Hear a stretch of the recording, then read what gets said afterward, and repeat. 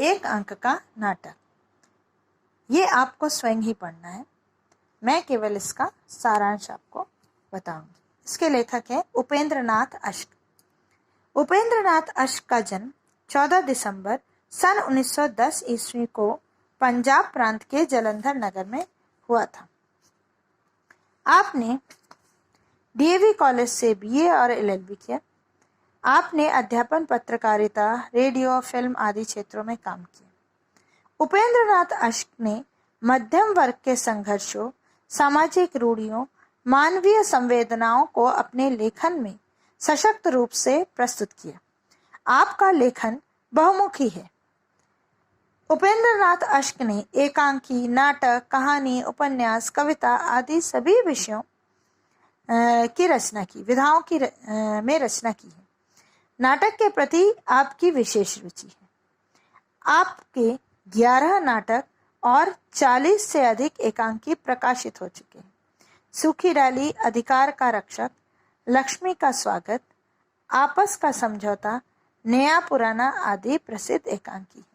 गिरती दीवारें आपका प्रसिद्ध उपन्यास है। अश्क जी का व्यक्तित्व हिंदी के नवोदित लेखकों के लिए सदा प्रेरक रहा है।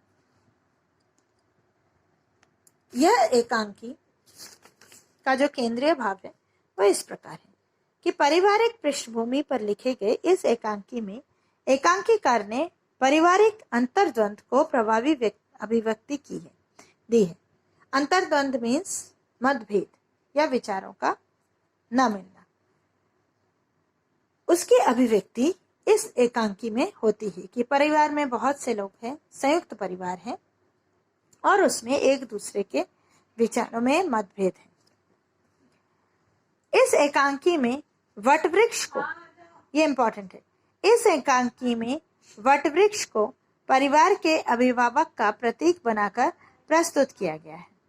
एकांकी में इस तथ्य को बड़े प्रभावी ढंग से निरूपित किया गया है कि जिस प्रकार वटवृक्ष की छाया स्थायी, शीतल और सुखद होती है, उसी प्रकार संयुक्त परिवार में परिवार के मुखिया का संरक्षण सुख और शांति बनाए रखता है।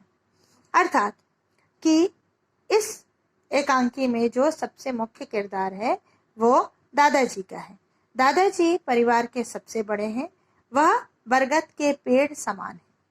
इस जैसे बरगद का पेड़ शीतल और अपनी छाया से सुखद अनुभूति देता है, वैसे ही एक संयुक्त परिवार का जो मुखिया होता है उसके नीचे रहने से, संरक्षण में रहने से जो भी परिवार के सदस्य होते हैं उन्हें सुख और शांति प्राप्त होती है। अब इस पाठ का सारांश। परिवार में नायब तहसीलदार बने, नए नायब तहसीलदार बने परेश की सुशिक्षित पत्नी बेला को लेकर चर्चा होती है। वे उसके द्वारा अपने मायके के बारे में कही गई दर्प भरी बातों पर प्रयास करती हैं। सारे लोग, जितने भी परिवार के लोग हैं, स्पेशली महिलाएं बेला के, जो कि उनके पुत्रवधू है और भी चरित्र हैं, नंदे हैं, ये सारे लोग बेला को लेकर चर्चा करते हैं कि वह बहुत पढ़ी लिखी है और अपने मायके की बहुत ज्यादा प्रशंसा करती है। यह लेकर ये सारी महिलाएं मजाक बनाती हैं उसका। परेश परिवार के मुखिया दादाजी से अलग रहने की बात करता है। परेश जो बेला का पति है वह दादाजी से कहता है कि मैं अलग रहना चाहता हूँ क्योंकि मेरी पत्नी यहाँ प्रसन्न नहीं है। सब उसका मजाक उड़ाते हैं। वे उसे समझाते हैं, दादाजी समझाते हैं कि सारा परिवार वट के वृक्ष के समान है। यदि वृक्ष की एक एक डाली टूटती जाएगी तो धीरे धीरे वह ठूंठ हो जाएगा। वे उसे आश्वासन देते हैं, दादाजी आश्वासन देते हैं कि अब बेला बहू को कोई परेशान नहीं करेगा। इतना कहकर वह परिवार की सारी महिलाओं को बुलाते हैं और ये निर्देश देते हैं कि बेला बहू को कोई परेशान नहीं करेगा, उसका कोई मजाक नहीं उड़ाएगा, सब उसका आदर करेंगे क्योंकि वह बड़े घर से भी है और तुम में सबसे ज्यादा शिक्षित भी है।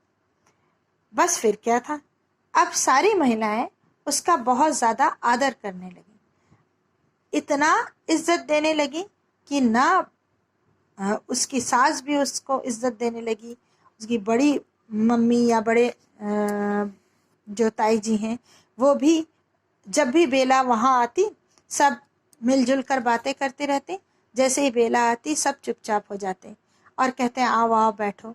इतना आदर लेकिन अपनापन बिल्कुल नहीं। इस व्यवहार से बेला फिर दुखी हो जाती है और परेशान हो जाती है और दादाजी से कहती है कि आप वट की एक भी डाली अलग नहीं होने देना चाहते, किंतु क्या आप यह चाहेंगे कि पेड़ पर लगी यह डाली सूखकर मुरझा जाए?